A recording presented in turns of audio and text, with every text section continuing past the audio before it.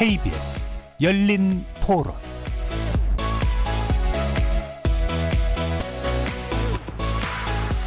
안녕하십니까. KBS 열린 토론 정준희입니다.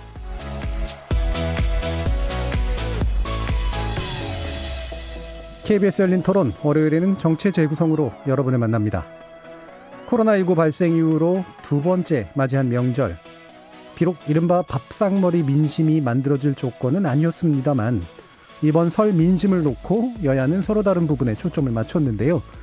여권은 코로나19 백신 접종과 재난지원금과 관련된 기대감을, 그리고 야권은 자영업자의 피해와 부동산 문제로 인한 원성을 부각시켰습니다. 진단과 전략이 다른 만큼 설 연휴 직후의 행보도 달랐는데요.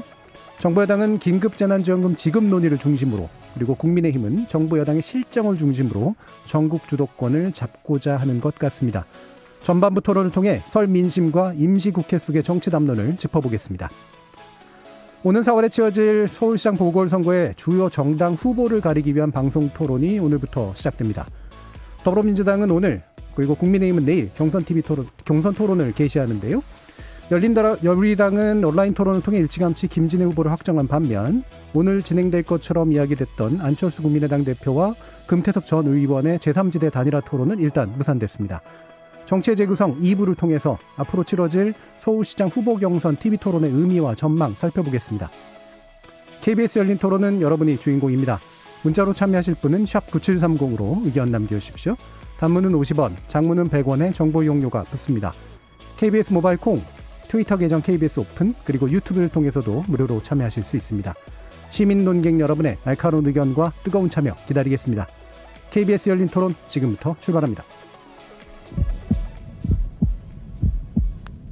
살아있습니다. 토론이 살아있습니다. 살아있는 토론, KBS 열린 토론. 토론은 라디오가 진짜입니다. 진짜 토론, KBS 열린 토론.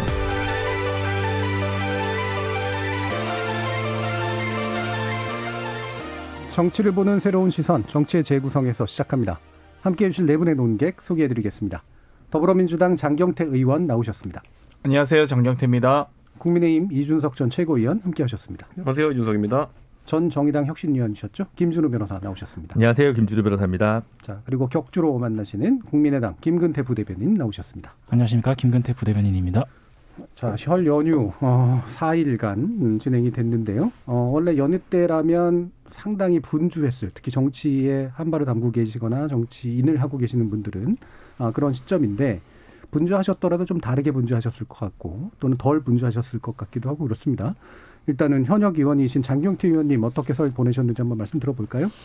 기본적으로 페이스북이나 블로그 등을 통해서 SNS 인사를 드리기도 하고요. 카카오톡이나 여러 가지 이제 SNS를 통해서 인사하는 기본인데, 사실 이제 전화나 문자뿐만 아니라 지하철역이나 시장을 돌기도 했는데요.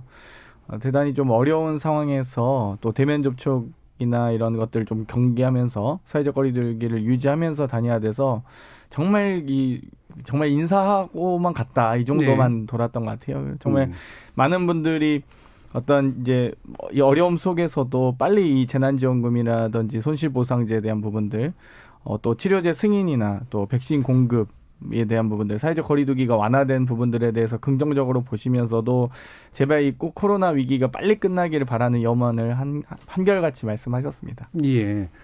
장경태 의원님 보니까 이제 문자 메시지라든가 소셜 미디어 이런 것들도 많이 활용하신 것 같은데, 저는 개인적으로 문자 메시지 받기 되게 싫어하거든요.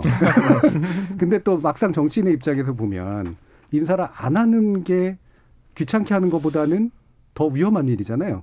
문자를 안 해서 혼나는 것보다 주민들께 문자를 해서 혼나는 게 차라리 낫다. 차라리 낫다. 네. 그렇죠. 네. 자, 그러면 이제 현역 의원은 아니시지만 지역구가 또 있으신 이준석 최고위원은 어떻게 하셨나요? 저도 이제 지역구 맡은 지 꽤 되다 보니까 먼저 전화 오신 분들 전화 받기도 힘들더라고요. 이제 다. 그래서 그 전화들 다 응대하고 이렇게 하면 하루 지나가고.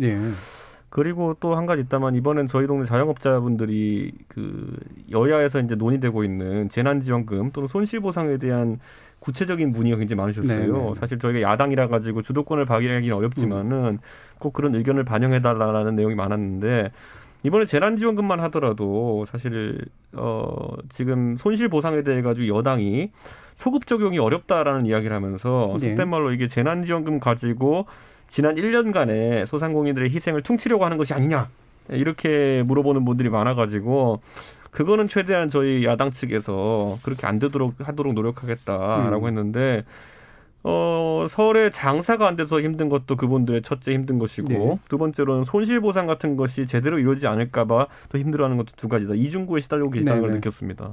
그렇군요. 많은 질문들, 많은 전화를 또 받고 계시는 그런 모습이 나왔습니다. 자, 그러면 이번에는 국민의당 물어볼게요. 왜냐하면 일단 당직이 있으시니까 혹시 당 차원에서 뭔가 이렇게 하셨던 일들이나 이런 게 좀 있으신가요? 일단 대변인실에서 선거 준비 관련해서 업무를 하고 있고요. 예. 그래서 그 업무를 이렇게 돕고 그리고 부모님도 한번 뵙고 왔습니다. 많은 일들을 하지는 않으셨던 것 같네요. 알겠습니다.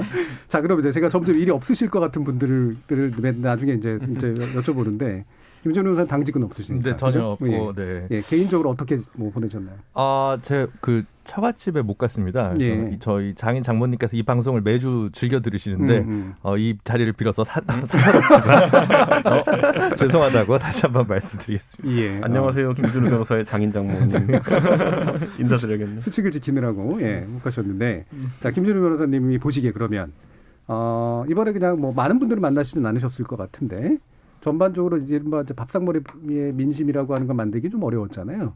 네, 대략 미디어의 어떤 분위기라든가 정치권 분위기라든가 뭐 주변 분들 분위기 보면서 나름대로 뭔가 이렇게 느껴지시는 게 있던가요? 저는 전통적으로 설 연휴, 추석 연휴에서의 선거 관련 민심이 반점된다는 그게 언제적 얘기인지 좀 의문을 갖고 있는 좀 냉소적인 입장이긴 합니다. 근데 이제 내려가다 보면 우리나라는 여전히 예를 들어 뭐 대구나 뭐 부산에 그러니까 주민등록지를 두고 서울에 살고 있다거나 이런 분들이 많잖아요. 네. 투표권을 여전히 자신의 출신 지역에 두고 있는 분들 같은 경우는 국회의원 선거나 지방선거 같은 경우는 새로운 경선 주자들이 등장하기 때문에 이런 사람들이 있다더라 이렇게 좀 눈여겨본다든가 이런 게 좀 있지만 사실 지금 뭐 광역단체장이나 대선 후보급은 사실 이제 모르는 사람이 없기 때문에 굳이 뭐 싸우거나 아니면 이제 소위 언더독이라고 하는 누가 이제 역전을 할 수 있는 2위, 3위 후보가 누굴까를 정도를 이제 가볍게 얘기하는 정도지 사실 큰 의미에서 뭐 흐름의 반전이 과연 추석이나 뭐 설 명절 때 있을까 싶긴 하거든요. 하지만 그런 면에서 보더라도 지금 현재 1위 주자가 아닌 2위, 3위, 4위에 꺼내 있는 주자들은 뭔가 반전시킬 계기라도 좀 마련하고 싶었을 텐데 그거 없이 가면 설 전과 설 후가 전혀 달라지지 않으니까 지금 시점에서는 대부분의 여론조사에서 1등을 차지하고 있는 이재명 지사가 모이지 못한 것에 대한 최대 수혜자가 아닐까 하는 생각을 합니다. 알겠습니다. 자, 그럼 그 부분 아마 뒤에서 좀 더 자세하게 말씀 나눌 수 있을 것 같은데요. 일단 핵심 쟁점이라고 만들려고 하고 있는 부분들을 가지고 한번 보죠. 일단은 야권에서 이제 방역 문제를 잡고 있는 것 같아요. 아마 지금까지 지난 총선 같은 경우가 아마 그 부분이 굉장히 중요한 페인으로 느껴져서 그랬는지 모르겠습니다만 일단 이제 방역이 되게 좀 잘못된 대책으로 좀 일관하고 있다라고 하는 이야기를 하면서 결국에는 이게 또 이후의 선거라고 하는 게 결국 코로나19 방역 이슈하고 밀접하게 연관돼서 진행되지 않을까라는 판단도 솔직히 작동하지 않는가 싶은데 이 부분에 대해서 이준석 최고위원 어떤가요? 저는 기본적으로 백신 관련해 가지고는 오늘 이제 접종 일정이나 이런 것에 대해서 개괄적인 발표가 있었는데 아직까지도 불투명한 것이 도대체 백신을 언제까지 맞추겠다는 거냐, 어떤 백신이 들어오느냐, 그리고 아스트라제네카 백신의 안정성이라는 것이 되게 묘한 게 요양병원에 접종을 먼저 시작한다? 그럼 65세 이상은 맞지 마라. 이게 뭡니까 그러면은? 요양병원에 계시는 65세 이상 분들은 맞으면 안 된다는 거잖아요. 요양병원에 65세 이하 분들이 얼마나 계실지 모르겠지만은 이런 모순적인 접종 대책 같은 것이 발표되면서 저는 상당히 혼란이 가중되고 있다 이런 생각을 하고요. 기본적으로 뭐 방역 대책에 덧붙여서 아까 말했던 그 코로나에 대해서 협조하는 시민들, 그러니까 결국엔 소상공인 같은 분들, 자발적으로 영업을 제한해 오신 분들에 대해 가지고 합리적인 보상이 진행돼야 되는데 저는 이번에 뭐 여권에서는 그 3월 말을 일정으로 해가지고 이제 재난지원금을 뿌리겠다 이런 얘기를 하고 있는 것 같은데 재난지원금 뿌리는 것 자체는 좋습니다. 그런데 저는 예전에 민주당이 본인들이 관심을 갖고 있던 관심 사안에 대해 가지고는 뭐 2주 안에도 후딱했거든요. 그때 보면은 뭐 핸드폰용은 2만 원씩 지원하겠다 이거 2, 3주 만에 후딱해버렸거든요. 그런데 지금 같은 경우에는 재난지원금은 오늘로부터 한 달 반 이후에 지급하겠다 하는 거 아니겠습니까? 그러니까 결국에는 선거 시기와 너무 맞추지 않느냐라는 얘기를 받을 수 있는 거고 소상공인 입장에서는 하루라도 빨리 받는 게 급하다. 그러니까 저 같은 경우에는 오히려 최대한 빨리 땡기는 방법을 한번 같이 강구해보자 이런 얘기를 하고 싶은 것이고 네. 아까 말했던 손실보상의 문제 같은 경우에는 여러 핑계 될 거 없이 소급 적용을 포함해가지고 최대한 지원이 갈 수 있도록 여야가 힘을 모아야 됩니다. 예를 들어 1년 동안 지금까지 수천만 원의 피해를 입으신 분도 있습니다. 국가 하나만 믿고요. 협조해야 될 의무는 없었을지 모르겠지만 초기에 그런 방역에 협조한다는 취지로 이제 협조하셨다가 지금은 이제 강제 제한 조치까지 되신 분들이 있는데 이분들이 입은 수천만 원의 손실을 이번에 만약에 그 재난지원금 지난번보다 좀 올라서 예를 들어 한 4,500만 원 된다 하더라도 이거로 그냥 퉁친다. 아까 제가 그냥 속된 표현을 썼는데 네. 그렇게 했을 때 앞으로 있을 방역에 대한 어떤 그런 국가의 어떤 시책들에 협조하지 않을 분들이 더러 있을 것 같다. 이미 일부에서는 아주 극단적인 형태는 아니지만은 업장을 열어놓는 등의 소극적인 불복종 행위가 일어나고 있거든요. 예. 저는 이런 것들도 정치권이 좀 지혜를 모아야 되는 부분이 아닌가 싶습니다. 예. 지금 이제 방역 문제와 함께 이제 연결된 결국은 이제 코로나 문제겠네요. 그렇죠. 이제 손실 보상이라든가 이런 문제에 대해서 되게 불투명하고 원칙이 좀 명확하게 보이지 않는 부분. 이거는 이제 현실적인 부분이다. 그래서 정치권이 좀 함께 이 문제를 해결하자라고 지금 여권에게 얘기를 하고 계시는 상황인 것 같은데 같은 야권이신 김근태 부대변인 같은 경우에 이런 방식으로 민심에 어떤 핵이 있다 이렇게 보시는 건가요? 네, 일단 정부에서 얘기하는 방역에 대해서 너무 기준이 없다라고 생각을 합니다. 예. 그거에 대해서 이제 국민의당은 3가지 원칙을 제시를 했죠. 일단은 밀접도 같은 경우는 사람 간의 거리를 어떻게 기준을 세울 것이냐. 그리고 밀집도 이거는 어떤 일정한 공간 내에 수용 인원을 몇으로 할 것이냐. 그리고 이제 환기와 관련된 밀폐성 그거를 어떤 주기로 환기를 시키고 어떤 기준을 작용할 것이냐. 네. 이런 3가지 기준을 중심으로 방역을 진행을 해야 국민들께서도 보다 받아들일 수 있는 하나의 기준으로서 방역 체계를 받아들일 수 있지 않는가. 근데 지금은 너무 국민들의 희생만을 강요하면서 어떤 기준 없는 그런 방역 조치들을 시행하고 있는 게 아닌가 싶습니다. 일례로 이제 국민들의 이동 시간을 제한하는 방식을 많이 지금 사용을 하고 있는데 이동 인원은 고정이 되어 있는데 시간을 줄인다고 하면은 상식적으로 봤을 때 오히려 밀집도가 더 증가하는 효과가 있지 않겠습니까? 이제 그런 부분들에 대해서 국민들께서는 좀 납득하기 어려운 측면이 있지만 그래도 우리가 희생하면서 같이 이겨내 보자라는 정신으로 하고 계신 것 같습니다. 아니, 근데 김근태 부대님 말 들어보면은 밀접도, 밀집도 뭐 이런 거 다 따져보면 지하철은 타면 안 되는 물건 같은데요. 그래서 이제 그런 부분들에 있어서 오히려 시간을 줄이면서 이동 시간을 단축시키면서 밀집도를 더 증가시키는 그런 효과를 내고 있는 것이죠. 그러니까 그런 부분들도 9시까지 한다든가 이런 게 지금 연시는 이제 풀렸습니다만 오히려 이제 특정 시간대에 사람들이 몰리게 만들어서 그 기준에 안 맞는 그런 일들이 일어나지 않느냐. 네, 맞습니다. 예. 자, 이런 비판들에 대해서 장경태 의원 어떻게 보시나요? 어쨌든 전 세계가 지금 최근 처음 겪는 감염병 재난 아니겠습니까? 여러 가지 방법을 모색하는 과정 저는 좋다고 보고요.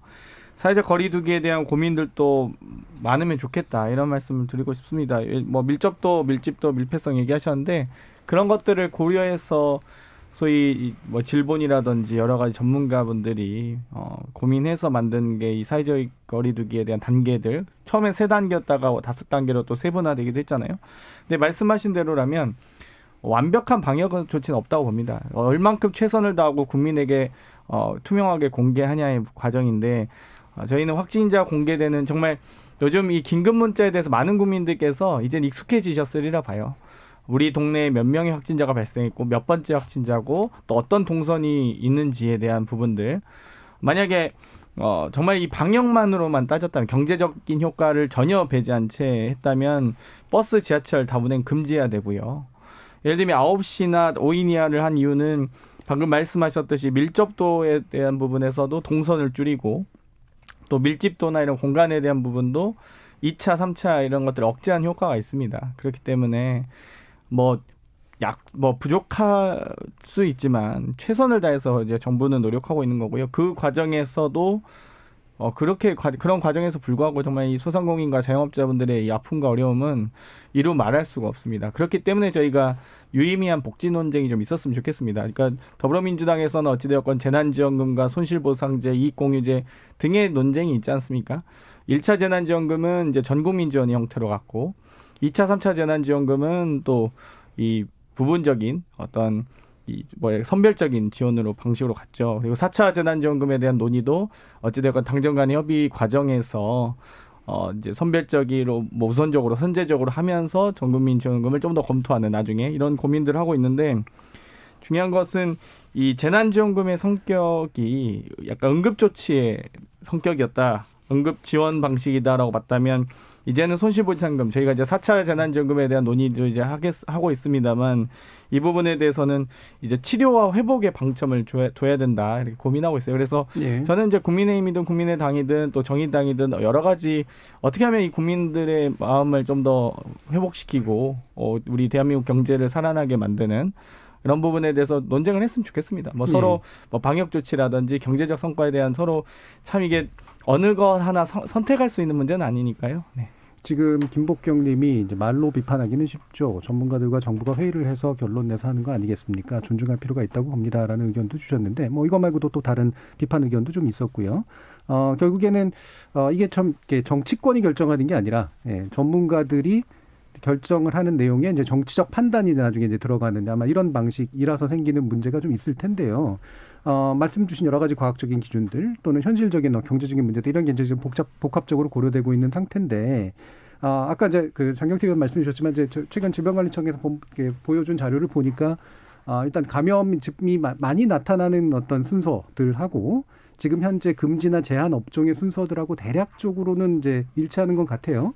다만 이런 금지나 제한의 어떤 기준들을 이제 세부화할 필요가 이제 나서고 있고 때문에 따라서 이 부분에 대한 변경에 대한 요구들은 분명히 있고 대신 아마 이제 사적 모임 5인 금지 조치가 최근에는 그래도 좀 효과가 있었다라고 판단해서 이거를 연장하는 쪽으로 지금 이제 단계 조정이 좀 일어난 게 아닌가 싶은 이제 그런 해석들인 것 같은데 자 그럼 이와 같은 데서 정치권이 어떤 요구들을 해줘야 이런 전문가들의 움직임과 정책 판단들이 같이 좀 맞물릴 수 있을까라는 그런 생각들이 좀 들거든요. 김준호 변호사님 어떻게 생각하세요? 코로나 문제에 관련해서 모범 답안을 갖고 있는 국가는 없잖아요. 네.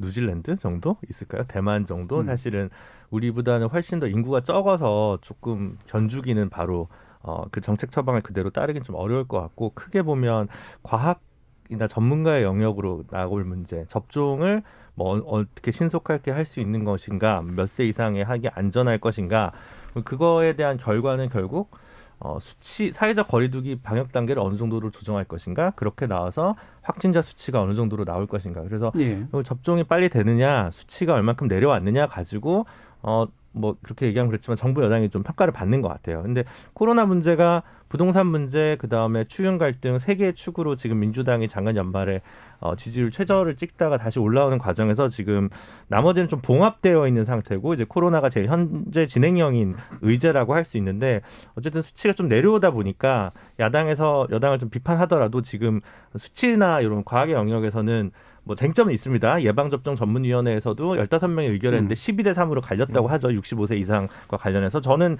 그 부분 전문가가 아니니까 잘 모르겠지만 어쨌든 불투명하게 한 건 아닌 것 같아요. 어쨌든 수기 구조를 가지고 이제 결정한 판단이니까 그걸 존중하는 게 맞겠다는 생각이 들고요. 문제는 사회경제적인 그 후유증과 관련된 처방과 관련해서 사실 우리 사회가 손실보상까지 얘기가 나올 정도면 사실 큰 진전이라고 봅니다. 여태까지 누딜했지만 이 정도까지의 누딜적 성격이 있는 법안이 나오리라고 작년 여름이나 가을 정도에 생각했던 정치권의 인사는 거의 별로 많지 않았던 것 같거든요. 그래서 그만큼 피해가 막심하다는 얘기도 들고 그래서 재난 선별 이런 논점을 좀 초과하는 훨씬 더 많은 비용과 예산이 들어가야 되는 문제잖아요. 그래서 이걸 어떻게 하면 좀 잘 할 수 있을까? 그리고 이와 관련해서는 국가 재정 부채가 조금 더 증가하더라도 사람이 죽어가고 있는 문제고 많은 자영업자들이 지금 폐업을 하고 있고 고용률 지표도 지금 엄청 바닥을 향해 경주하고 있는 상황에서 긴급히 필요한 정책이라고 생각해서 이 부분 자체를 정치적 의제라기보다는 조금 더 정책적으로 효과적인 방안을 내놓는 여당들이 좀 더 국민들에게 신뢰받지 않을까 싶습니다. 저는 기본적으로 돈을 아껴가지고 그것을 재난에 투입한다라는 대전제 자체는 저희 국민의힘도 동의를 했지만은 자꾸 확장 재정에 대해 가지고 너무 가볍게 얘기하는 거는 좀 우려스럽고 기본적으로 확장 재정이라는 건 이제 국채를 발행한다는 취지에 가까운데 그렇다고 했을 때 국민들에게 이게 이제 다음 세대에게 전가된다는 인식이 있기 때문에 그것에 동의를 이제 사실상 구해야 되는 것인데 저는 그러기 위해서는 지금 다소 지금 시국에 맞지 않은 예산들이 작년에 편성되었던 것들을 빨리 정치권이 합의하에 재조정할 필요가 있다. 제가 그냥 상징적인 사례를 언급하지만은 지금 이 코로나 때문에 항공이 다 마비된 상태인데 왜 작년에 예산안을 짜면서 무한공항 활주로 확장 예산을 652억을 짰느냐. 이건 좀 이해가 안 가거든요. 그러니까 아무리 SOC 예산이 장기간을 바라보고 투자한다 하더라도 지금은 이거는 급하지 않은 예산이고 무한공항 활주로 비행기도 안 뜨는데 652억 늘릴 바에야 그 돈으로 백신이라든지 다른 예산을 정용한 게 좋다. 아니면은 그 돈이면 소상공인 몇만 명에 대해 가지고 지원을 더 할 수 있는 거거든요. 그리고 저는 경로는 다 다르다 봅니다. 어떤 국가는 아까 이제 김준호 변호사 말했던 것처럼 섬나라이기 때문에 적극적 입국 통제책을 쓰기도 하고 우리나라 같은 경우에 사회적 거리두기를 강화하기도 하고 경로는 중간에 그 증상을 완화시키기 위한 경로는 다양하지만은 결국 최종 성적표는 어느 국가가 먼저 백신 접종을 완료하느냐에 따라 달려있다 봐요. 안정적인 선까지. 근데 지금 당장 1시간 전 통계를 제가 뽑아보니까 이스라엘은 인구의 74.43%가 백신을 맞았고요. 아랍에미리트가 51%, 미국은 15.98% 이렇게 돼 있거든요. 저는 이제 대통령께서 초기에 말씀하셨을 때 우리나라 백신 생산국이 아니기 때문에 좀 늦을 수 있다 이렇게 얘기했지만은 이스라엘도 백신 생산국 아닙니다. 그리고 미국은 우리보다 인구가 6배 이상 많습니다. 그런데도 불구하고 백신 접종률이 기하급수로 늘어나고 있거든요. 근데 그에 비해서 우리는 지금 첫 백신이 언제 접종될지에 대해 가지고 갓 이제 시나리오가 나온 것이고 지금 와서 우리가 이제 캐나다나 아니면 다른 나라들이 왜 인구보다 많은 백신을 주문했는지 알게 된 거죠. 이 백신이란 것이 우리가 뭐 계약하면 무조건 바로 오는 것도 아니고 생산 물량이 다른 나라와 경쟁 속에서 뺏길 수도 있고 하다 보니까 캐나다라든지 다른 선진국들은 300%, 400%, 500%어치 물량을 계약해 놓은 겁니다. 우리가 안 쓰면 다른 쪽에 돌릴 수 있다는 자신감이 있기 때문인 것이죠.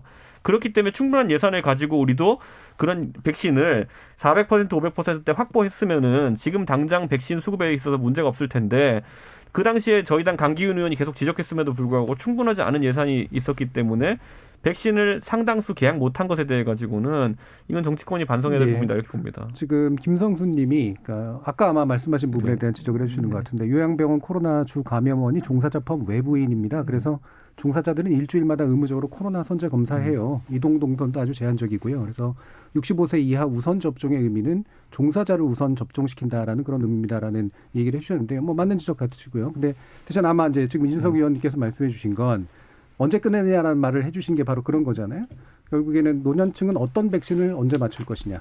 그리고 우리가 뭐 약간 늦게 시작한다고 해도 그래도 빨리 맞출 수 있으면 제일 좋은데 실제로 초도 도입 물량부터 해서 어떤 물량들이 이제 들어올 것이며 어떤 시나리오로 갈 것이냐. 이 부분은 여전히 불투명하다. 이제 이런 얘기를 해주셨단 말이에요. 어떻게 생각하시나요, 장혁희 의원? 일단 SOC 사업에 정부 예산을 편성하고 통과시키는 것은 뭐 저희가 코로나가 어찌되었건 짧게는 1년, 최대는 뭐 2년 정도를 예상하고 편성한 부분도 있고요.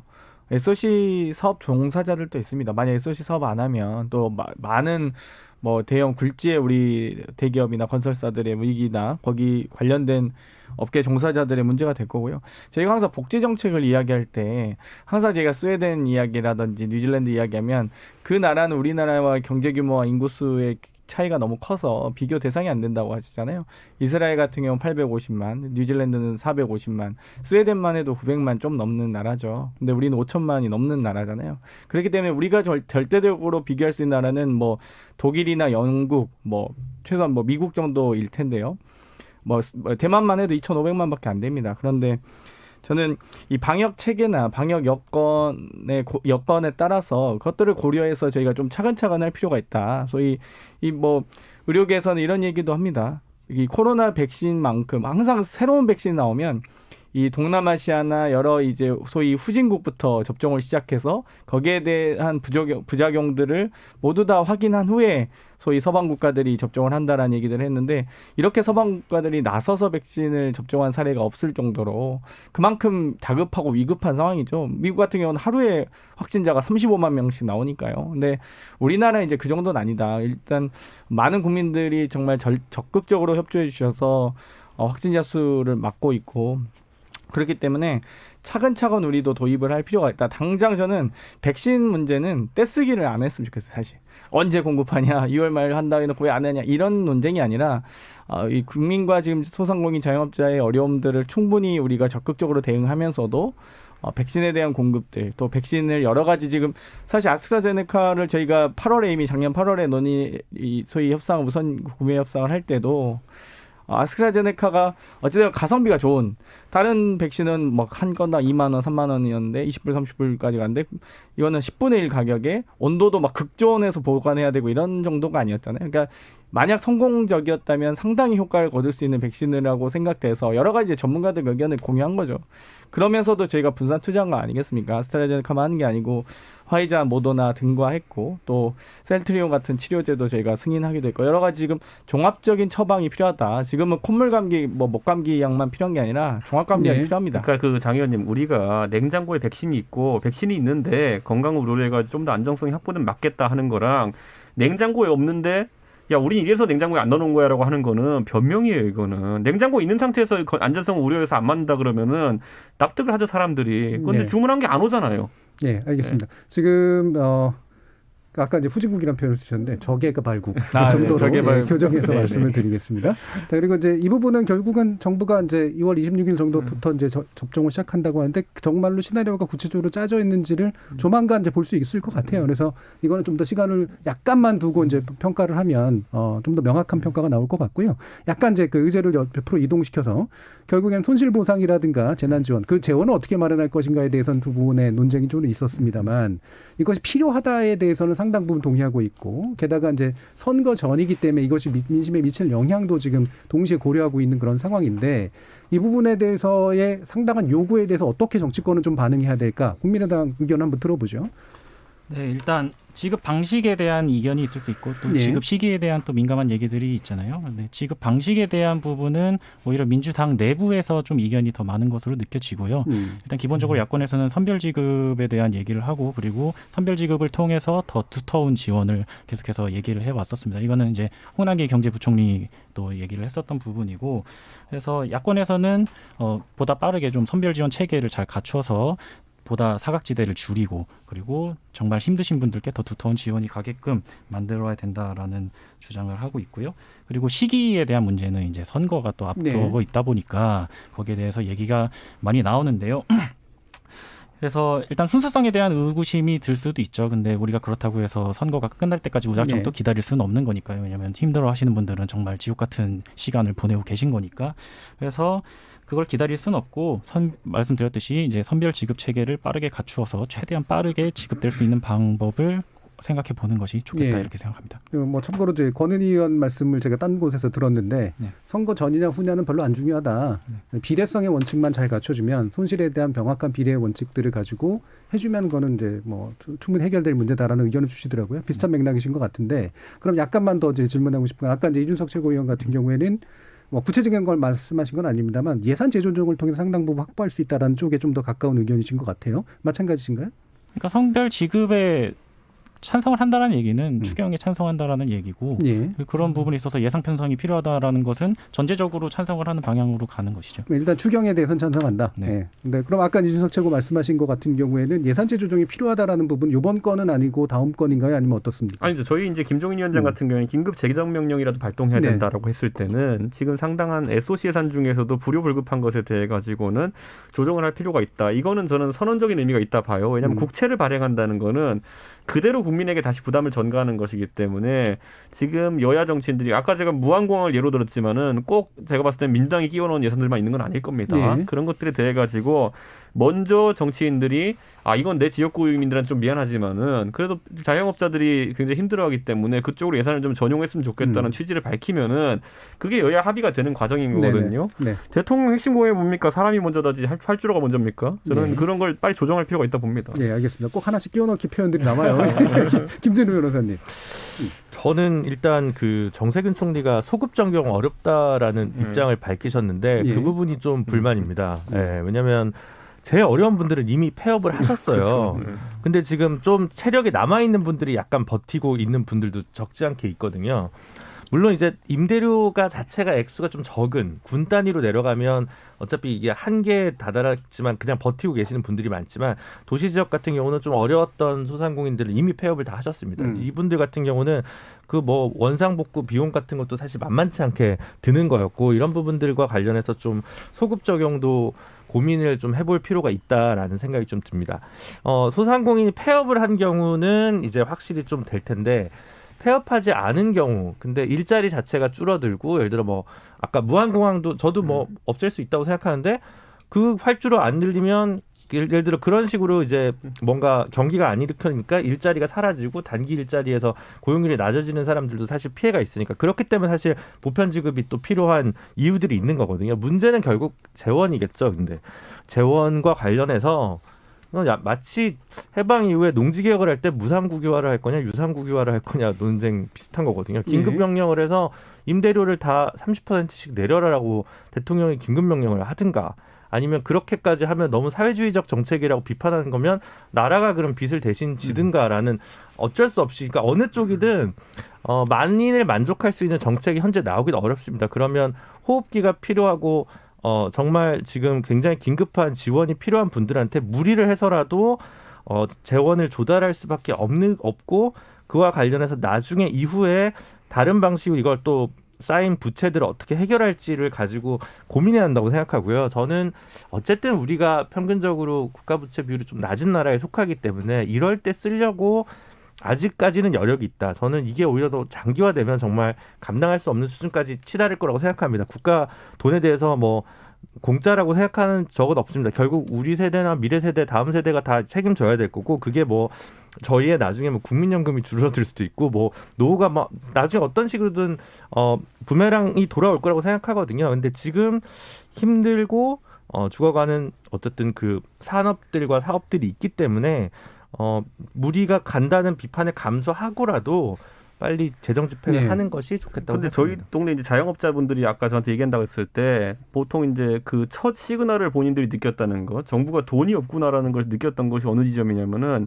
여당이 갑자기 뜬금포로 무슨 코로나로 이득 본 업종에서 알아서 자발적으로 좀 돈을 내십시오 뭐 이런 소리 할 때부터 이익공유제요. 네. 이게 뭐 사실 돈이 없다는 얘기인가 이렇게 굉장히 섬찟했고 결국에는 그 다음에 아까 김준일 변호사 얘기했던 것처럼 소급 적용은 안 된다라는 얘기가 나오면서 이분들이 더 절박해진 겁니다. 그렇기 때문에 이 메시지에 대해 가지고는 저는 여권도 한번 다시 검토해볼 필요가 있다. 아까 말했듯이 오히려 이 조치들 협조해 주신 분들이 애국자인데 거기에 대해 가지고 지금 와가지고 재난지원금의 형태로 속되면 지금까지의 손실을 보전하고 지금부터 발생하는 것만 새로운 법으로 이제 보장한다고 한다면은 이거야말로 저는 지금까지 발동했던 어떤 그런 긴급한 방역 조치들에 대해 가지고 여러 가지 소송도 걸릴 수 있고 이런 부수적인 문제가 있다 이렇게 봅니다. 그렇기 때문에 저는 여당도 이 재난지원금과 이 그 손실보상을 섞어서 지금 얘기하고 있는데 오히려 주호영 원내대표가 말하는 것처럼 이 손실보전법의 입법 시기를 최대한 당겨가지고 이 부분에 대해서 법에 근거한 어떤 지원이 이루어지도록 빠른 시점부터 그게 중요하다 이렇게 봅니다. 알겠습니다. 자, 이 부분 장경태 의원 얘기 저는 간단히 일단 듣고 국민의당 간단하게 하기는 어려운 것 같은데 하시고요. 국민의당 짧게 하겠습니다. 국민의당 입장을 처음 한 것 같습니다. 사실 저는 어찌됐건 당론이라고 제가 이해하고 4차 재난지원금 지급에 대해서 선별적 지급에 대해서 찬성한다고 이야기했습니다. 일단 기본적으로 안 대표님이 이제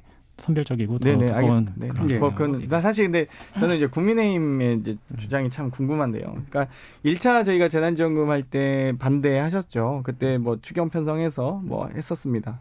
2차 재난지원금 할 때 국채 발행도 안 하고 그 당시 1차 재난지원금 할 때 뭐 국가 그 재정 건전성의 위기다 이렇게 하면서 하셔서 2차 재난지원금 할 때는 추경 그 국채 발행 안 하고 했었거든요. 그때도 반대하셨어요.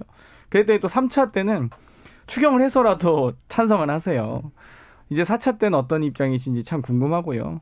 저는 어찌됐건 국민에 대한 국가의 책임이 매우 중요하다 봅니다. 방금 우리 김준우 변호사님께서 말씀하셨지만 진짜 긴급명령 발동해서 대통령께서 임대료 30% 전액 삭감, 50% 전액 삭감 이렇게 하시면 되겠습니까?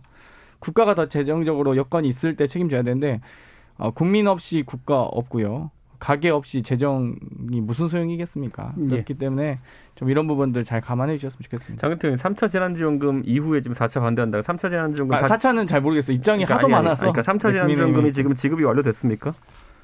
진행 중이죠. 그러니까 3차 재난지원금도 지금 다 마무리되지 않은 상황 속에서 4차 재난지원금에 대한 규모를 확정하고 그리고 방식을 확정한다는 것이 왜 지금 긴급히 다퉈야 될 사항이냐. 제가 아까 말씀드렸지만은 지금 진짜 자영업자들과 얘기해 보면은 3차, 4차 이런 선별적 지원이 있어가지고 어떤 아주 불합리한 근거 규정들에 의해 가지고 200만 원, 300만 원 이렇게 나오는 것보다는 차라리 영업 보상에 대한 합리적인 기준을 마련하는 입법이 우선이다. 그걸 얘기하고 있는 분이 많으니까 주호영 원내대표도 그 말씀이에요. 주호영 원내대표가 하신 말씀이 이 입법에 대한 부분을 최대한 당기자라는 얘기를 한 것이고 재난지원금이랑 아까 제가 언급한 것처럼 근거도 사실 좀 부족하고 결국에는 굉장히 엄발의 오줌 누기식 처방이 될 수 있다는 것 때문에 저는 여당이 오히려 선거나 이런 거 일정은 저희도 뭐 그렇게 지적 안 하겠습니다.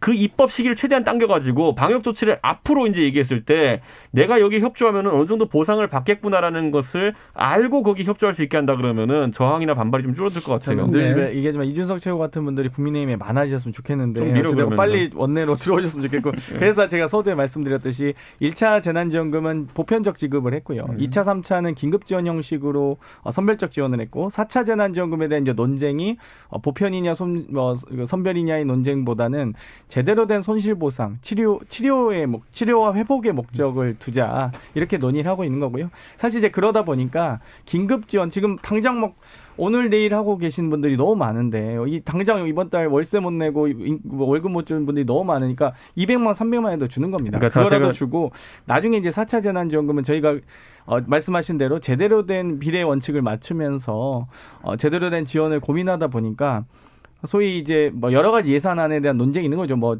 민병도 의원님이 내신 100조부터 시작해서 아니면 10조, 20조 기재부와의 논의도 하고 있는 거고요. 그러니까 이런 논의에서 국민의힘이 좀 더 저희는 적극적인 복지 논의를 장현님 이거 제 정리는 이거예요. 저희는 선별지급 좋아하고요. 안철수 대표도 좋아한대잖아요. 그리고 김태년 원내대표도 좋아하는 것 같아요. 그리고 홍남기 부총리도 좋아하는 것 같거든요. 가서 이재명 지사 단속하세요 그러면. 자 이제 두 분 얘기 너무 많이 들었고요. 네, 제가 일부러 좀 약간 방치했는데 다음부터는 시간 안 드리겠습니다. 9982님이 소상공인만 사람인가요? 건설 노동자도 코로나19로 큰 피해를 입고 있습니다. 똑자님 맞아요. 어느 정도 돈 있는 사람이나 버티지 없는 사람들이 이미 폐업했습니다. 3119님은 사각지대에 있는 자영업자분들 매우 힘들지만 나홀로 호황인 자영업자도 있습니다. 예리하게 잘 선별해서 지원해야 됩니다라는 다양한 의견들 주셨고요. 다른 두 분이 또 워낙 이 지금 볼 드리블 사이에서 지금 참고 계시가지고 일부 마치기 전에 간단히 좀 들었으면 좋겠는데 현재 임시국회에서 지금 두 정당이 결국은 주도권 다툼을 하게 되니까요. 약간 이제 주변부에 있는 입장에서 봤을 때 이 논의를 좀 임시국회에서 제대로 좀 했으면 좋겠다라고 주문해 주시는 말씀 한번 들어볼게요. 국민의당부터. 일단 방금 전에도 여러 가지 국민들께서 나도 힘들다 이런 얘기들을 계속 말씀하고 계시잖아요. 그래서 그런 부분에 있어서 책임감을 보여야 된다라는 말씀을 드리고 싶어요. 어떤 측면에서 그러냐.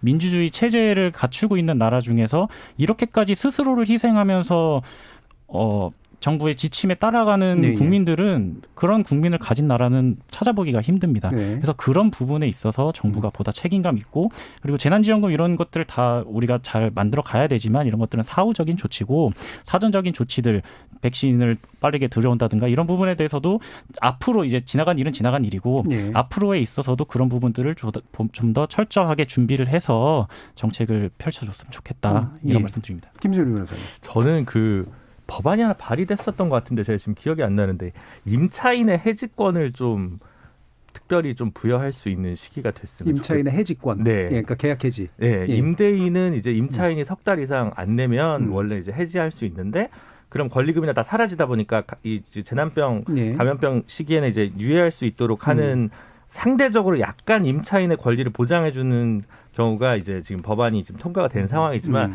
임차인이 빨리 엑시트를 하고 싶어서 지금 빨리라도 손절하고 지금 나가는 게 중요한데 뭐 계약 기간 3년, 4년으로 해놓은 상황에서 묶여 있어가지고 보증금 다 까먹고 지금 빈사 상태로 가시는 분들이 있거든요. 그래서 이런 특수한 시기에 임차인이 임대차 계약을 좀 조속히 해지할 수 있는 특례법이나 한시 조치를 좀 두면 물론 이제 임대인 분들도 그러면 예기치 않게 공실 문제라든가 여러 가지 문제가 생기겠습니다만 워낙 이제 긴급한 특수한 시기이기 때문에 일반적인 게 아니라 이런 시기에는 좀 허용해 줄 수 있는 방식을 정치권에서 좀 고민해 주시면 어떨까라는 고언입니다. 예, 알겠습니다. 자, 전반부 토론, 설 민심에 관련된 진단, 그리고 임시국회에서 어떤 것들이 논의됐어야 하는가, 되고 있어야 하는가라는 부분에 대한 이야기를 좀 마쳤고요.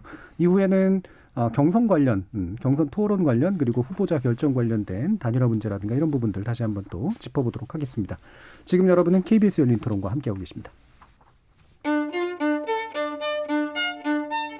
토론이 세상을 바꿀 수는 없습니다. 하지만 토론 없이 바꿀 수 있는 세상은 어디에도 없습니다.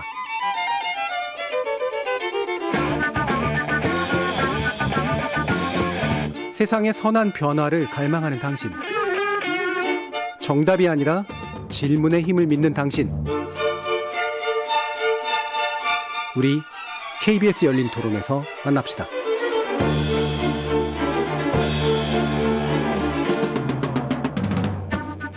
KBS 열린 토론 정치의 재구성 함께하고 있습니다. 전 정의당 혁신위원이신 김준우 변호사, 국민의당 김근태 부대변인, 이준석 전 국민의힘 최고위원, 더불어민주당 장경태 의원 이렇게 네 분과 함께하고 있습니다. 자, 이제 그 후보 결정 관련된 논의들 할 텐데요. 일단 가장 먼저 좀 질문을 드리고 싶은 부분은 이제 국민의당 쪽이긴 합니다. 네. 일단은 이제 원래 오늘이라고 했지만 어느 방송사였는지에 대한 것도 이제 불투명한 상태인데 일단은 오늘은 아닌 것 같고요. 네. 뭔가가 합의가 이루어졌다는 소식도 이제 들어오고 있는 것 같은데 어떤 상태인지 알려주시죠. 네, 일단 방송사 문제라든지 토론 형식 이런 것들은 크게 본질적인 얘기는 아닙니다. 가장 중요한 것은 이제 선관위에서 연락이 왔다라는 것이 가장 중요한 건데요. 예. 이제 기존에 나갔던 기사는 금태섭 후보와 안철수 후보가 15일과 25일 두 차례에 걸쳐서 토론을 진행하겠다라는 것이 기사로 나갔고 그 기사를 본 선관위가 이거 유권 해석에 있어서 조금 문제가 있을 수 있어라고 하면서 이전 사례들에 대해서 보내준 거예요. 이것은 무슨 얘기냐면 이런 거 진행을 하는 데 있어서 문제가 될 수 있으니까 선관위랑 얘기하면서 진행을 해보자라는 표현이지 않겠습니까? 네. 근데 그런 부분들을 그러면 갑자기 생겨난 문제이기 때문에 협의를 통해서 어떤 식으로 진행을 할 것이냐 이런 부분들을 얘기를 하고 나서 토론회가 진행이 돼야 되는 거죠. 그리고 이거는 안철수 후보나 금태섭 후보를 떠나서도 국힘당 같은 경우도 관련이 있는 얘기일 것이고 예. 여러 가지 전체적으로 생각할 것들이 많이 있습니다. 뭐 두 번의 토론도 시간을 줄여야 된다든지 뭐 이런 것들에 대해서 협의 과정에 갑작스럽게 만들어지다 보니까 15일의 토론 같은 경우는 좀 힘들어진 것이고요. 오늘 그렇게 이제 새롭게 협의를 통해서 18일 목요일에 토론을 진행하는 것으로 결정이 됐습니다. 예. 그러면 약간 궁금한 게 이게 이제 선관위의 어떤 방침에 관련된 문제였다고 한다면 지금 이제 다른 이제 그 정당들 같은 경우에는 이제 속속속 꽤 일찍부터 해가지고 속속속 일정을 잡아뒀잖아요. 몇 주 전부터 해가지고. 그럼 그게 왜 지금 국민의당에서 진행하는 거에는 안 됐을까라는 궁금증이 좀 있거든요. 네, 그래서 그런 부분들이 있어서 오늘 민주당도 TV 토론회가 있지 않습니까? 네. 그리고 2회가 이미 기획되어 있고, 그래서 이런 부분들 때문에 1회만 가능하다 이런 식으로 결정이 날 것 같지는 않아요. 하지만 의견 조율 과정은 거쳐야 되는 것이기 때문에 그런 부분에 있어서 협의가 갑자기 생겨나면서 협의해야 될 사안이 갑자기 생겨나면서 토론 일정이 약간 미뤄진 측면이 있습니다. 아니 근데 예. 저는 약간 이해가 안 가는 게 국민의당에도 이제 안 대표도 그렇고 선거를 치러본 관계자들이 많은데 올해 선거에다 뭐 질의하잖아요. 예를 들어 선거 사무실에서 오뎅을 먹어도 됩니까? 그러면 약간 비슷한 거 다 보내줘요. 판례나 이런 것들을. 그래서 뭐 김밥은 되고 뭐는 안 되고 이렇게 얘기합니다. 보면은. 근데 이것도 제가 돌아온 회신 양식을 보면은 결국에는 그 후보 단일화 토론에 관련된 거의 유일한 질의와 그의 답변이기 때문에 정몽준 노무현 단일화 때 사례를 그냥 하나 첨부한 것이지 그 안에 취지에서는 1회만 하라는 얘기는 또 안 했거든요. 딱히. 그런 사례가 있었다 정도였지. 근데 저는 어쨌든 뭐 금태섭 후보 입장에서는 그래서 여러 가지 지적을 하고 있는 것 같은데 어쨌든 18일에 토론회를 진행하기로 했는데 저는 여기에서 어쨌든 정책 토론이라든지 이런 것들의 비중이 좀 높지 않을까라는 예상을 처음 했었는데 이번에 나온 가안으로 이제 나온 걸 보면은 사실 이것도 앞으로 좀 두 후보 간의 기싸움이 좀 있지 않을까 할 정도로 토론안이나 이런 얼개 같은 것들 이런 게 좀 부실하다는 생각이 들고요. 저는 적어도 이제 이 토론회 이 단일화의 승자가 이제 저희 당 후보와 단일화를 진행하게 될 텐데 저는 그 과정이 이런 혼선을 겪지 않았으면 좋겠습니다. 나중에. 왜냐하면 저희 당 김종인 대표도 이제 지적하셨듯이 결국엔 이런 불필요한 잡음 자체가 사실 아까 뭐 부대변인 말씀하셨지만은 토론하겠다 합의했으면은 사실 이런 건 아주 자잘한 조정 같은 건데 저희가 왜 이거를 야권 입장에서 시민들 앞에 놓고 이렇게 협상하는 모습 자체가 안 좋게 노출되는지 잘 모르겠고 그래서 저는 좀 지금까지 그런데 안 대표가 다른 선거에 있어서도 이런 단일화 협상 과정에서 노출이 많이 됐기 때문에 이런 약점들이 이번엔 대리인 지정해가지고 딱 문 잠궈놓고 합의하고 나왔으면 좋겠습니다. 네. 다음에 단일화에서는. 그러니까 이게 이제 제일 먼저 우리가 논의된 이유가 아마 그건 것 같아요. 결국은 이제 이게 뭐 호사다 그러니까 여러 가지 이야기들을 하기 위해서가 아니라 그러니까 이견이 정말 많아서 만약에 이게 불발되거나 잘 안 되고 있는 거라면 이거를 좁히는 것도 힘든데 그 내부에서의 계속해서 단일화 과정이라든가 이런 것들 앞으로도 이제 산 넘어 산이 아니겠는가라고 하는 그런 시각이 있어서 아마 그런 것 같고 그 부분에 관련된 이번에 사실 저는 그러니까 진행자 말씀대로 이 금태섭 안철수 두 분과의 쟁점이 뭐였는지 사실 모르겠는 그런 어떤 다툼이었다 보기 때문에 저는 뭐 일단 국민의당 입장에서는 사실 가장 경쟁력 있는 후보이기도 하니까 최대한 금태섭 후보가 어떤 자신의 경쟁력을 발휘해서 국민 여러분들께 좋은 정책적인 제안들을 해줄 수 있는 그런 기회를 가질 수 있도록 충분히 모든 부분들에 있어서 수용하겠다라는 자세를 갖췄고요. 그래서 그런 또 토론 과정을 통해서 안철수 후보의 정책도 좀 더 다듬어질 수 있는 부분들이 있는 것이고 그래서 되게 열린 마음으로 임했지만 선관위에 대한 문제가 터지면서 그런 협의 조정이 필요했었다. 이렇게 정리할 수 있습니다. 선관위는 명확하게 이런 질의회답 선례가 있지만 이번 사안에 그대로 적용되는 것은 아니다. 그래도 일단 얘기는 해봐야죠. 그럼 유권 해석을 어떻게 해야 될 것인가? 우리가 이회를 해도 괜찮은 것인가? 아니면은 그 과정에 있어서 어떤 방식을 해야 되는 것인가? 이런 것들에 대한 유권 해석을 다시 한번 물어봐야 되는 절차가 필요하기 때문에 이렇게 된 것입니다. 예, 알겠습니다. 이거 뭐 진실 다툼을 하려고 얘기하면 너무 길어지니까요. 예. 선관위가 일을 안 했나? 뭐 이런 식의 생각도 약간 선관위 급하면요. 과천 찾아가지고 문 두드리면 바로 답해줘요. 예, 알겠습니다. 자, 그러면 요거는 이제 뭐 지켜보는 입장에서 이제 해야 될 얘기들이 좀 필요한 것 같은데 사실 안철수 대표가 상당히 여론조사상으로 앞서가고 있는 조건에서 굳이 금태섭 후보를 필요로 했던 이유는 다른 당들이 할 수 있는 어떤 이벤트라고 하는 것이 지금 단일화 논의가 약간은 좀 지쳐있던 상태에서 없었기 때문에 사실은 이제 굉장히 좀 이렇게 그 화제를 불러일으킬 수 있는 뭔가가 좀 필요했던 측면도 좀 있었던 것 같아요. 근데 금 후보님과의 어떤 관계가 이렇게 막 이렇게 잘 좋은 것 같지는 않고, 그다음에 이제 나경원 후보와도 만나는 걸 보면서 이게 이제 어떻게 돌아가는 판인가라는 궁금증들도 이제 많이 생길 것 같거든요. 이 부분 김준우 변호사님은 어떻게 보고 계시나요? 그러니까 좀 그러니까 꼼꼼하신 것 같아요. 저는 안철수 대표님께서. 근데 이게 그래도 금태섭 전 의원이랑 예를 들어 3자 구도로 경선을 했으면 약간 지지층이 겹치잖아요. 본인과 예를 들어 국민의힘을 좀 찍기는 어려운 중도층 입장에서는 안철수 의원과 금태섭 의원 사이를 좀 나뉠 텐데 그런 부분에서는 지금 1차 이 경선을 하는 것이 차라리 오히려 본인한테는 본 경선에서는 좀 더 유리한 국면이기 때문에 저는 당연히 통 크게 이 경선 제안을 수용하는 게 맞았다고 보고 어떻게 멀리서 보면 어쨌든 지지율 차가 현실적으로 압도적인 상황에서 본인의 경쟁력을 추석머리 밥상에서 별다른 이벤트가 없지 않았습니까? 그래서 사실은 오늘이 아니라 원래 오늘 예정이었지만 오늘이 아니라 사실은 추석 연휴 시기에 좀 본인의 어떤 진일보한 모습을 보이는 자리를 가지는 게 오히려 전체 뭐 경선이나 본선까지 준비하는 후보라면 좀 더 좋은 게 아니었나. 본인한테 조금 뭐 유불리를 따지는 문제라든가 절차적인 흠결이 좀 있으면 뭐 선관위 문제가 있으면 인터넷 토론을 해서라도 그런 방식의 좀 문제를 풀 수는 없었을까라는 부분에서 저는 좀 아쉽다. 너무 이렇게 이기고 상처를 덜 받은 상황에서 경선에서 가고 상처를 덜 받아서 본선에 가겠다는 생각이 오히려 좀 더 강하지 않은가라는 생각이 들어서 전체 구도를 보면 어쨌든 제3후보이고 하지만 20% 이상의 지지율을 보통 차지하고 있는 후보라면 그렇게 소극적인 자세로 관리 중심의 안정적 지향보다는 좀 더 과감한 수를 좀 보이는 게 좋지 않았을까라는 생각이 좀 많이 듭니다. 제가 안철수 잘 아는 사람으로서 1년에 두 번 정도 안철수 대표 칭찬을 하는데 저는 이거는 굉장히 칭찬을 할 만한 부분이라 보는 게 과거에 안철수 대표가 정치적 동지들과의 갈등 관계 겪었던 것은 예를 들어서 바른미래당 시절에 장진영 변호사랑 당내 경선을 해야 되는데 그때도 압도적인 지지율 차이나 이런 게 있다 보니까 경선이 불필요하다 생각했는지 그 경선 절차를 진행하지 않았고 단수 추천이 됐거든요. 그러다 보니까 장진영 변호사는 흥행을 좀 일으키겠다는 선의로 이제 경선에 참여했는데 그게 불발되니까 틀어졌던 그런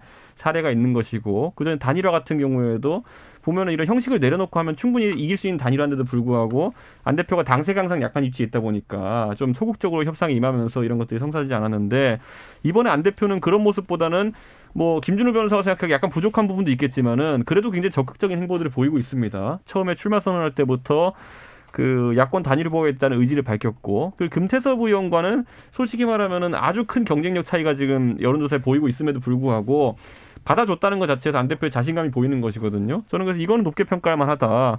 그리고 여기서 더 놀라게 할 만한 것은 지금 이제 이런 아까 저희가 추측을 했던 이유는 안 대표가 토론에 약하다는 평가를 많이 받았기 때문에 토론을 꺼리는 거 아니냐는 의심이 있기 때문에 저희가 이런 해석을 하는 것인데 진짜 18년 안 대표가 달라진 모습을 보인다면은 그 효과는 배가 될 것이다. 그렇기 때문에 저는 1년에 2번씩 이렇게 칭찬을 합니다. 네, 토론에 대한 부분들도 국민의당 입장에서는 그게 오히려 엄청난 기회라고 생각을 해요. 왜냐하면 우리 유권자분들에게 변화된 모습을 또 보여줄 수 있다라는 포인트에서 기회라고 생각을 하고 일단 이제 말 맞추시고 그래서 이제 김 변호사님께서 말씀해 주셨던 것처럼 국민의힘은 자체적으로 경선 과정이 진행되어 가고 있고 그 와중에서 국민의당 입장에서도 제가 2주 전에도 말씀드렸다시피 단일화 과정에 대한 국민 여러분들의 피로도를 좀 해소시켜 드릴 필요가 있다. 그런 관점에 있어서도 제3지대에서의 경선도 어떤 구체화가 되면서 피로도를 줄일 수 있고 그리고 국민의당 안철수 대표 입장에서도 정책 경쟁에 대한 부분을 이렇게 또 보여드릴 수 있는 그런 측면이 있다 이렇게 말씀드리겠습니다. 이 부분 관심 가지신 분들이 많은가 봐요. 성희름님은 안철수 후보는 토론이 가장 넘기 힘든 산이라고 봅니다라는 의견 주셨고요. 한상철님은 금태섭 후보의 무제한 토론 제안은 안철수 후보를 무시하는 태도입니다라는 또 다른 의견도 주셨네요. 장경태 의원님. 그러니까 좀 제대로 상황 파악이 안 되나 이런 생각이 사실 저는 개인적으로 들어요. 뭐냐면 국민의힘의 의도대로 김종인 대표의 수에 끌려다니고 있다. 소위 그렇게 보고 있고요. 방금 단일화 과정을 마치 금태섭 후보와의 기회보장, 열린 마음으로 이렇게 표현하셨는데 전혀 그렇지 않죠. 사실 소위 안철수 후보가 어찌되었건 현재 이 서울시장 선거 과정에서 상수입니다. 상수거든요. 근데 본인이 너무 조급하세요. 지금. 오히려 조급한 이유는 딱 보통 급하게 선거를 치르는 과정은 딱 두 가지 경우거든요. 후발주자거나 혹은 본인이 정말 당선을 간절히 바랄 때 마음이 급해지기 마련인데 본인이 상수임에도 불구하고 김종인 대표가 딱 그 3자 단일화 경선 제안했을 때만 해도 국민의힘 후보와 안철수 후보와 무소속 금태섭 후보와의 경선이었거든요. 그건 안철수 후보를 사실 무시한 거죠. 왜냐하면 이 안철수 대표는 어찌되건 원내정당의 당대표 아닙니까? 대선 후보였고 그런데 또 불구하고 무소속인 금태섭 후보와의 단일화를 1대1로 동등하게 한다니요. 그리고 심지어 지지율 차이가 금태섭 후보가 무소속임에도 불구하고 과거의 무소속 안철수만큼 15% 이렇게 나온다면 모르겠지만 그것도 아니지 않습니까? 근데 지금 두 분의 단일화 과정에서 엄청나게 흠집을 감수하면서 단일화 이제 본인이 이제 대승적으로 이준석 측은 당연히 칭찬하겠죠. 그런 과정을. 그런데도 불구하고 오히려 상수였기 때문에 저는 좀 더 여유를 가지고 이번 선거에 임했다면 이렇게까지 좀 어려운 선거가 되지 않았을 거다 이렇게 봅니다. 예, 알겠습니다. 이 부분 확실히 제 관심이 오히려 가는 부분이기 때문에 가장 좀 길게 여러 가지 얘기들이 좀 나온 것 같고요. 상대적으로 덜 관심이 가는 더불어민주당의 두 의원. 왜냐하면 이제 후보가 이제 지금 되게 적은 편이기 때문에 오늘 저녁에 토론을 정 교수님께서 진행하시는 거 아닌가요? KBS에서 이제 MBC를 지금 공영방송다운 공적 자세로 생방하겠습니다. 그래서 늘 이제 많은 분들이 관심을 가지고 고민하는 게 이 두 분 사이에 사실은 저는 은근히 이렇게 알게 모르게 여러 가지 그 차이들도 있고 그 다음에 꽤 경쟁도 굉장히 강한 것으로 알고 있는데 적어도 이제 겉으로 드러나기로는 마치 이제 화합하는 모양 이런 것들을 강조한 거예요. 지금 어떤 분위기입니까? 갑자기 설 연휴 끝나고 나서부터 약간 분위기가 달라지는 것 같긴 한데요. 좀 분위기가 어찌되었건 두 분 다 저희 더불어민주당의 원내대표를 지내셨고 한 분은 중기부 장관으로서 문재인 정부의 국정 운영에 도움을 기여를 하셨던 분이고 또 한 분은 박근혜 대통령 탄핵과 대선 승리의 원내대표로서 정무적 감각이 매우 우수한 분으로 입지전적의 두 분입니다. 그렇기 때문에 용호상박이라고 보고 싶고요. 오늘 토론을 사실 저도 기대가 돼서 우리 정준희 교수님의 명서회를 잘 기대하면서 볼 텐데 그만큼 사실 후보자 압축 과정이 매우 순조로웠다는 건 당의 공천 시스템이나 이 경선 시스템이 매우 안정적이고 또 다른 여러 12명, 지금 국민의힘 후보 14명이었나요? 아무튼 그런 자중질환은 없다. 일단 질서 있는 후보 선출과 또 정책 비전 경쟁을 통해서 서울 시민의 삶을 고민하고 있는 정당이다라고 좀 말씀드리고 싶습니다. 네, 이게 또 자중질환이라고 표현하시면 이 정당 정책이 굉장히 중요한 본질에 대해서 약간 폄하하는 듯한 느낌이 되기 때문에 우리는 질서 잡힌 것 대신 질서가 덜 잡혀 보인다. 아마 이렇게 표현되는 것 같아요. 네. 저는 근데 이제 질서가 잡혔다고 좋아하는데요. 오늘 드디어 저는 매직 키워드를 봤습니다. 그게 뭐냐면은 우상호 의원의 표현을 그대로 옮기자면 민주당스럽지 않다거든요. 지금 그 선거가 아니요, 박영선 후보가 하는 공약들이 민주당스럽지 않다라고 했는데 이거 저 어디서 많이 듣던 얘기입니다. 예전에 이제 그 박근혜 정부 말기 시절에 친박이 자기들 사이에서 스스로 이제 그 분화를 시작하면서 본인들 중에 일부가 갑자기 이제 연단에 서가지고 우리는 진실한 사람들이요 이런 얘기를 하기 시작해요. 친박 갖고도 안 되니까 더 짠맛을 강조해가지고 우리는 진실한 사람이다. 진박이랬거든요. 제가 아까 장경태 의원이 말씀하신 것처럼 우상호 의원 같은 경우에도 뭐 원내대표까지 지내셨고 박영선 장관도 뭐 여러 원내대표와 비대위원장까지 중책을 지내셨으니까 저희 같은 상대 진영에 있는 사람 봤을 때는 둘 다 골수 민주당이에요. 근데 그 안에서 우상호 의원이 박영선 의원을 공격하면서 저 사람 민주당스럽지 않다라고 한 것은 슬슬 이제 거기도 내분이 생기는 겁니다. 그래가지고 저는 이제 기대하시라. 친박과 진박을 장경태 의원은 구분 못했을 거예요. 네, 근데 자기들이 끝없이 차이를 벌이려고 오만 가지 얘기를 다 합니다. 뭐 배신자니 이런 얘기부터 시작해가지고 저는 이제 그 박영선 의원과 우상호 의원의 이제 그 경선이라는 게 지금까지 재미가 없다 그랬는데 지금부터 전 재밌게 보겠습니다. 네, 재미 많이 가져주시면 좋을 것 같고요. 우리 이준석 최고는 도대체 친박입니까, 진박입니까, 원조박입니까, 네오박입니까? 전 배신자입니다. 네, 알겠습니다. 자, 알겠습니다. 지금 8166님이 국민의힘은 안철수, 금태섭 승자와 단일화한다고 하는데 만약 지게 되면 제1야당인데도 후보를 안 낼까요? 이미 국민의힘 후보로 정해놓고 하는 게 단일화인가요? 라고 하는 말도 주셨는데요.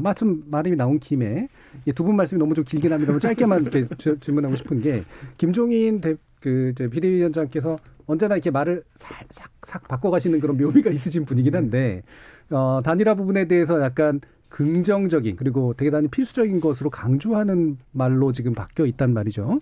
기존에 뭐 단일화 안 하겠다고 말씀하셨다는 것이 아니라 자 이걸 어떻게 좀 읽어야 되나요?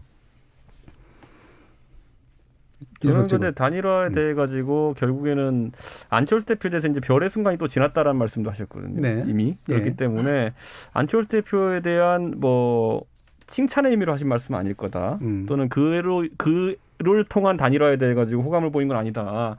다만 야권 단일화 자체의 당위성에 대해 가지고는 김종인 위원장이 이번에 언급한 게 다가 아닙니다. 네. 과거에도 언급을 했었고 김종인 위원장은 이런 것 같아요. 그러니까 그 안철수 대표를 딱히 배척할 필요는 없겠지만은 어쨌든 그 큰 집의 입장에서 야권 전체의 경선 분위기를 띄우고 관리하는 입장에서 흥행 요소들은 있어야 된다. 네. 그럼 흥행 요소에서 가장 극적인 요소들은 반전이고 어떻게 보면은 예를 들어 다윗과 골리앗의 싸움 이런 데서 누구나 약간 다윗식을 선전하길 바라는 모습들은 있거든요. 그런 역할을 이제 사실 아까 언급했던 금태섭 위원에게도 기대하는 것 같고 가장 땀을 쥐게 하는 승부는 승부를 예측하기 힘든 승부입니다. 그게 제가 예전에 언급했지만은 이명박 그 당시 후보와 박근혜 후보의 경선이라는 거는 경선이 곧 본선이라는 말이 있을 정도로 세간의 관심을 이제 받았던 것이고 실제 그 경선의 승자가 대통령이 됐죠. 네. 그런 것처럼 그 정도의 이벤트로 이 야권의 단일화를 승화시키려는 목적이 있기 때문에 이런저런 말을 하고 있는 거다. 특히 저는 안철수 대표 같은 경우는 대중적 인기가 높은 상황이고 저희 당의 후보가 누가 되든지 간에 그 후보는 저희 당의 당세의 지원을 받을 것이고 그렇다 그러면은 아까 말한 그 조건 예전에 이명박 박근혜 때도 보면 당심과 민심의 대결이었거든요. 뭐 그런 구도 자체는 상당히 재미있는 상황이 되지 않을까 그런 기대를 하고 그걸 띄우기 위한 언행을 이제 뭐 좀 변화무쌍하게 하시는 건데 전체적으로 승리의 방점을 찍고 가시는 거기 때문에 거기에 뭐 감정이 상하거나 이럴 사람들은 없을 겁니다. 예. 자 그러면 이 두 당의 이야기를 이제 들어보고요. 우리 김준우 변호사님하고 김근태 부대변인 말씀을 듣기 위해서 제가 던지는 질문은 TV 토론 과정에서 어떤 부분이 중요한 어떤 이제 변수로 부각할까? 그리고 누가 어떻게 하면 좀 더 유리해지거나 불리해질까라고 하는 포인트들이 좀 있을 것 같거든요. 물론 이 TV 토론 자체가 변수가 아니야라고 볼 수도 있겠고요. 어떻습니까, 김준호 변호사님? 어느 당 TV 토론? 두 당이든. 두 당. 예. 국민의힘 도 있고, 예, 더불어민주당도 있고, 금태섭 안철수. 예. 제일 먼저 이제 실수를 제일 안 하시는 분이 좋은 그렇죠. 거잖아요. 예. 희연을 하지 않는 예. 분이 뭐 아바타 발언이 대표적 희연으로 지금 평가받는 거잖아요. 그러니까 그 트라우마들이 좀 있으실 텐데 예. 그걸 잘 극복하시는 게 중요하겠다는 생각이 좀 많이 들고 물론 이제 안철수 의원 입장에서는 그건 지난 대선 얘기고 그 후로 서울시장도 한번 출마했었고 그때 뭐 TV 토론에서 엄청 발군은 아니었지만 그렇다고 뭐 크게 실수했던 기억은 없는 것 같거든요. 그래서 희연을 일단 막는 게 제일 중요한 것 같고 근데 이제 가능성이나 지지율이 좀 낮은 후보들 같은 경우는 뭔가 1, 2등을 다투는 후보를 뭔가 격동시키고 격발시켜서 흥분시키는 뭔가 네. 도발적인 문제 제기들을 좀 많이 할 거 아니에요. 그래서 조금 그걸 세련되게 잘 하시는 분들. 그러니까 뭐 금태섭 전 의원이 그럴 수도 있고 국민의힘에서는 조은희 구청장님이나 오신환 전 네. 의원 같은 분이 이제 그런 걸 되게 잘 할 수 있을 것 같아서 그게 저는 이제 좀 보고 싶은 부분이거든요. 조금 더 격동적으로 뭔가 근데 크게 그게 자당의 후보를 상처내지도 않으면서도 네네. 본인이 좀 더 돋보일 수 있어서 내가 지금 당장은 아니지만 그 다음은 나다라는 걸 좀 돋보일 수 있는 어떤 비전이나 메시지를 국민들한테 보내주는 것도 되게 중요할 거라는 생각이 들거든요. 근데 우상호, 박영선 두 분은 둘 다 4선에 네. 사실 이제 농익을 대로 농익은 분들이라 사실 큰 실수를 할 것 같지도 않고 크게 흠집 내기를 할 것 같지는 않거든요. 적어도 면전에서는. 근데 이제 그런 상황에서 그러면 오히려 서로 변별력을 낼 수 있는 지점을 네. 어디서 찾느냐가 되게 핵심 포인트일 것 같고 그러면 지금까지 나온 뭐 공약들이나 정책들에서 뭔가 좀 국민들과 교감할 수 있으면서도 상대 후보에게 우위를 점할 수 있는 측면을 좀 보여줘야 될 텐데 아직은 저는 못 봤어요. 스마트 21분 도시나 이런 걸로는 네. 아직 좀 와닿지 않아서 다른 당의 이제 후보들도 비슷비슷합니다. 그래서 그런 걸 좀 보여줬으면 좋겠다는 생각이 들어요. 자신의 정치 브랜드와 공약 그리고 지금 서울시에 필요한 것들이 무엇인가를 삼박자를 어울러줄 수 있는 그 메시지를 한 번이라도 좀 강렬하게 낼 수 있다면 당장 경선 결과에 큰 효과는 없더라도 그 다음을 또 기대해 볼 수 있는 정치인의 자산으로 남을 거거든요. 예를 들면 우리 이준석 최고가 제일 경원시 하시는 손학규 전 대표님 같은 경우도 예. 저녁 있는 삶이라는 구호 하나로 사실 되게 그 후로 10여 년 동안 회자가 그렇죠. 계속 됐지 네. 않았습니까? 그래서 사실 저는 그게 경선 결과랑 무관하게 분명히 남는 게 있다고 생각하거든요. TV 토론으로 뭐가 바뀌겠어 안 예. 바뀌겠어를 문제를 초과하는 자산이 분명히 남는다. 네, 그런 보통은 이제 앞서가시는 분들, 대세론에 있는 분들이 TV 토론이 실수를 안 해야 하는 그런 무대이지만 또 그 앞서가는 분이건 뒤처져 있는 분이건 간에 명확한 자기 브랜드를 딱 간결한 말로 표현해 줄 수 있는 이 부분 네. 이게 좀 기대되고 진도 필요할 것 같다라는 말씀이세요. 네, 김규태 부대변인. 네, 빠르게 말씀드릴게요. 일단 민주당 같은 경우는 장경태 의원님께서 용호상박이라는 표현을 쓰셨는데 사실 용호상박이라고 하기에는 좀 지지율 격차가 꽤 나는 것으로 보이고요. 두 분이 네, 그리고 우상호 후보 같은 경우는 조금 실수적인 그런 실언을 한 측면들이 있어서 예. 어떤 구도는 사실 정해져 있다고 봅니다. 민주당 내부에서는. 근데 이제 그렇게 보고 힘당 같은 경우는 각 후보들의 호감도를 어떻게 끌어올릴 것이냐에 대한 문제보다 어떻게 기존의 비호감도를 예. 상쇄시킬 것이냐에 초점을 맞춰가지고 거기에 성공하는 후보가 국민의힘 내부에서 후보로 선출이 될 것 같고요.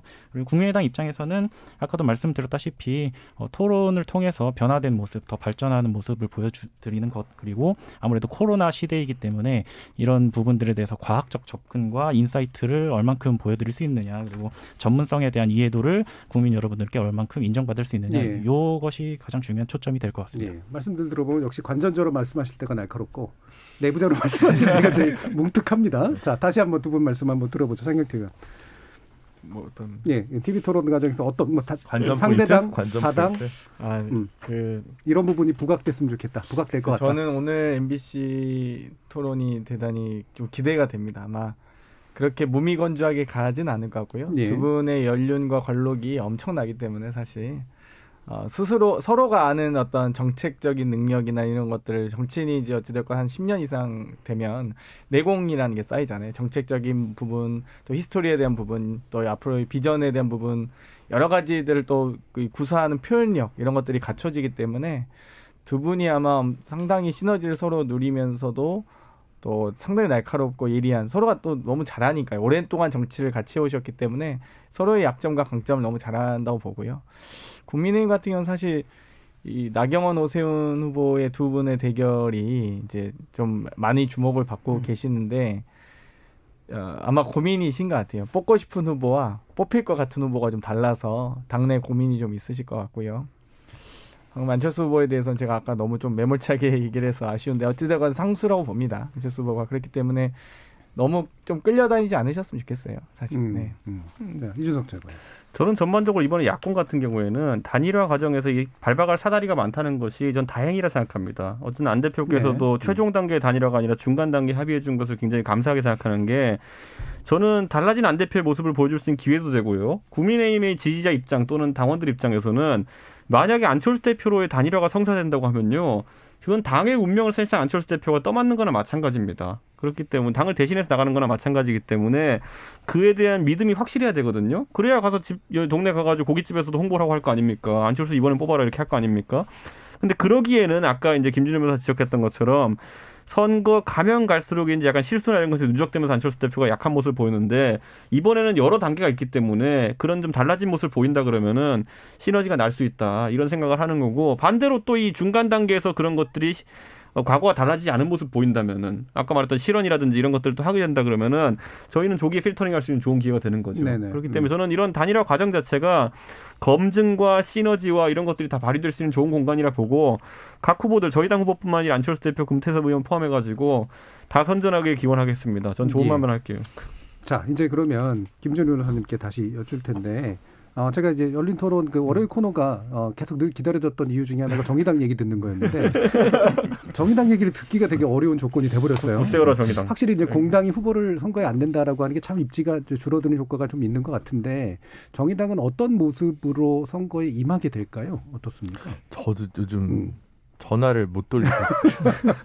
뭔가 불난 상처집에 사실 뭐 제가 뭐 무슨 당에 무슨 회의에 들어가는 게 아니라 작년 여름에 이제 혁신위원 하면서 그때 한번 당을 자세하게 들여다보게 되고 이제 그런 거였는데 그때 이제 제가 혁신위원 활동하면서 냈던 주문들이 몇 개 있거든요. 근데 제일 핵심적인 거는 기존의 정의당이 지금 한 9년 정도 됐는데 그동안 2000년 이후에 쭉 민주노동당부터 있던 역사로 가지고 있었던 여러 가지 정책 컨텐츠가 좀 시효 만료되거나 갱신되지 않은 부분이 분명히 있다. 그래서 강령을 개정해야 된다라는 게 올해 사실 1년 안에 해내라라는 게 주문사항이었거든요. 그래서 아마 지금 뭐 재창당 얘기도 뭐 수준의 혁신이 필요하다고 다시 얘기한다면 원래 이제 지금 묵은 과제였고 올해 했던 숙제 그걸 좀 풀어내는 과정이 좀 필요할 거라는 생각이 많이 들고 아마 보궐선거 끝날 때쯤에 이제 그 당대표 선거를 결국 다시 할 수밖에 없는 상황이어서 그걸 기점으로 좀 다시 힘을 모으게 되지 않을까 싶습니다. 그래서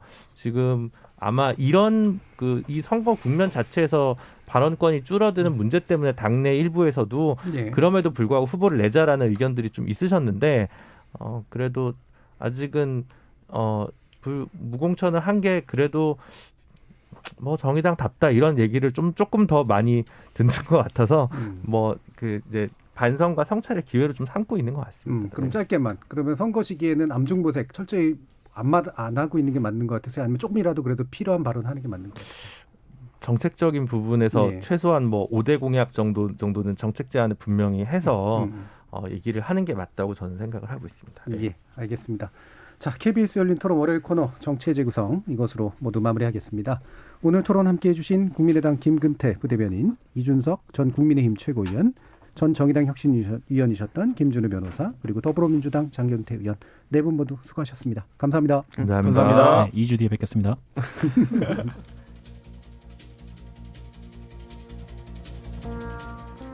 민심이라는 것은 사실 대단히 모호한 개념입니다. 민심이 곧 천심이라는 옛 표현은 민심을 하늘의 뜻처럼 중요하게 여기라는 말일 뿐 민심을 언제나 구체적으로 파악할 수 있다는 뜻은 아니겠죠. 정치인들이 여론, 특히 민심이라는 단어를 쓸 때에는 옛날 제사장이 천심을 전할 때의 의도와 크게 차이가 나 보이지는 않습니다. 현대 민주정치에서는 여론을 잘 읽어내는 정치가 무척 중요하긴 합니다만 최근에 우리 민주정치 경험을 잘 짚어보면 민심을 대행한다는 명분하에 여론을 조작하려는 오만함에 대해 민심이 가장 부정적으로 반응하다라는 겁니다. 월요일 코너 여기서 마치겠습니다. 지금까지 KBS 열린 토론 정준이었습니다.